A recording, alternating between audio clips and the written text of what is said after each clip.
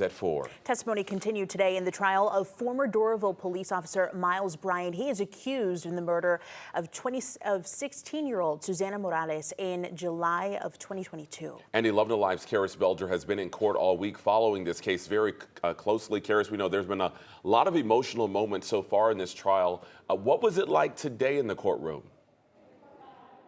More emotional moments in the trial today. At one point, we heard from Susana's best friend and we heard from her boyfriend. But one interesting tidbit was when a lieutenant with the Gwinnett County Police Department, Lieutenant Xavier Biggers, broke down on the stand. He said that he became almost obsessed with finding Susana Morales over the weeks he spent working on her case and interacting with her family. At one point during his testimony, the judge called for a break.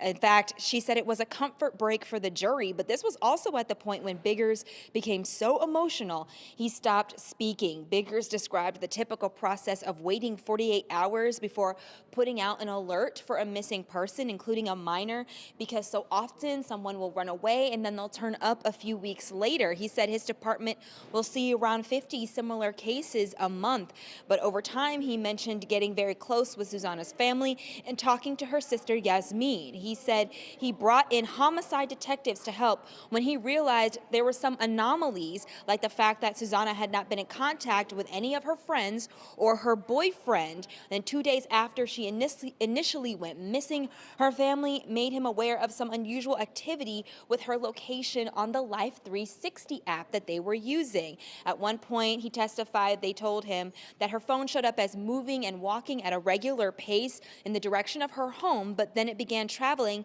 about 40 miles per hour in the opposite direction. I was very driven by it, and I would say more obsessed with the situation that I would even do it on my own time, because every time I see my daughter in her face, I saw Jasmine. And he said Jasmine in that clip, but he was referring to Susana. You can see he got very, very emotional there. That's not all that we saw. In fact, for the remainder of the day, we heard a lot from detectives and even a forensic examiner. We even saw a little bit of the body camera footage from when Susana's remains were found along a wooded area. I'm going to have more information on all of that and, of course, the testimony on 11 Alive News at 5.